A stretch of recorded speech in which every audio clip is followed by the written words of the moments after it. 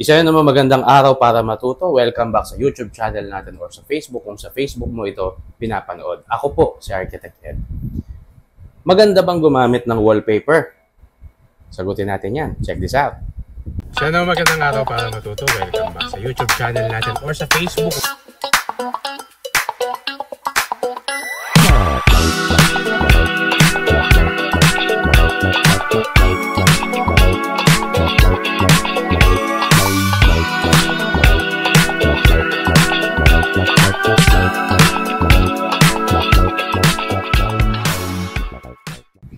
Ang totoo, magandang gumamit ng wallpaper kasi maganda siya. Marami siyang mapagpipili ang mga designs. At maganda rin yung finish niya. Hindi na siya kailangang pinturahan. At masasabi mo na consistent yung magiging itsura ng pader mo. Kaya lang dito sa Pilipinas ay hindi masyadong common ang paggamit ng wallpaper. Bakit? Number one, mahal. Mahal ang wallpaper. Number two, kailangan isang professional na installer ang magkakabit ito. Hindi ito kaya ng isang pangkaraniwan lamang na worker. Although may mga DIYer, pero I'm sure may mga sablayan. Lalo na yung mga dugtungan o kung hindi man dugtungan, yung mga bubbles-bubbles. Yan. At saka yung termination. Kung saan natapos. O, kitang-kita kasi yung mga termination o yung dugtungan nga kapag gumagamit ng wallpaper. Ganun din yung humidity at yung wallpaper ay kalaban ng basa. Kasi paper nga eh. Pero hindi lang naman paper ang wallpaper. Meron din mga vinyl. Pero generally nga, yan yung ilang mga reasons bakit hindi masyadong sikat dito sa Philippines, sa tropical country na ito, ang wallpaper. Isa pa sa magandang quality ng wallpaper ay pagiging durable nito. Hindi kamukha ng pintura na every other year pumapangit na, no? Kailangan mo nang i-recoat. Pero yung wallpaper could last kahit mga 10 to 20 years kapag properly maintained siya. Lalo na kung ang gagamiting wallpaper ay yung primera klase na gawa sa plastic material or vinyl. So, yan yung mga tumatagal talaga na mga wallpaper.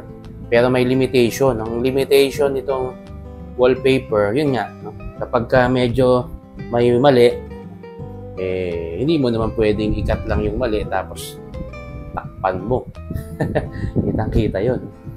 Kaya isa pa, kapag hindi lapat na lapat yung pagkakalagay mo, pwedeng magkaroon ng air bubbles. Kaya magkakaroon ng mga bola-bola o mga bula-bula. Pero ang kagandahan din, isa pang kagandahan, ito halo-halo na to, no? Yung kagandahan din sa wallpaper, madali niyang itago ang imperfection ng wall. Unlike sa pintura, kailangan masilyado, sarado masilya, labor intensive. Pero ang wallpaper, mas mabilis siya ikabit, tapos yung imperfection na gusto mong itago sa wall mo ay in a matter of ilang hours lang. Tapos na. Hindi kagaya sa pintura na kailangan mong maghintay ng kahit na maghapon. So, yan ang ilan sa mga qualities ng wallpaper. Ngayon, nabanggit natin yung mga limitations ng wallpaper. No? Yung mga dugtungan, number one yan. Tapos, pag nagkamali ka, yung hindi mo pwedeng tapalan yung portion na mali ka, kailangan yung buong panel. Depende sa pattern. Pero kung meron sana na wallpaper na madaling i-apply, number one, tapos pwedeng ikaw yung masunod sa design, number two, tapos yung mga errors, yung mga dugtungan ay hindi makikita, number three, at madaling i-apply, number four. Ang ganda, no? Kung gagawa tayo ng ganyang material, kung merong ganyang material. Ang tanong, meron bang ganyang material na wallpaper? Meron. Meron ang Sinclair. Ito yung Borealis. Yung Borealis ay isang liquid, take note, liquid wallpaper. Imagine, no? Nasa balde siya. Hindi siya nakaroll. Nasa balde, tapos i-apply mo sa wall mo para ka nagpipaint. Paano ba gumagana to? Itong Borealis by Sinclair ay isang liquid type na wallpaper. Liquid type wallpaper. It comes with a 1 kilogram na package. Ito. Tapos yung 1 kilogram na package na yan, ibababad mo ng 24 hours sa malinis na tubig. 1:5. 1 kilo is to 5 liters ng tubig. So after 24 hours, haluin mo siya at pwede mo na siyang i-apply sa iyong wall using trowel. So, dahil nga ganun siya, ipapahid mo siya sa wall, hindi siya, hindi mo makikita yung dugtungan. No? Kasi parang pintura din, hindi mo makikita kung saan na dugtong. Ganun siya. Seamless.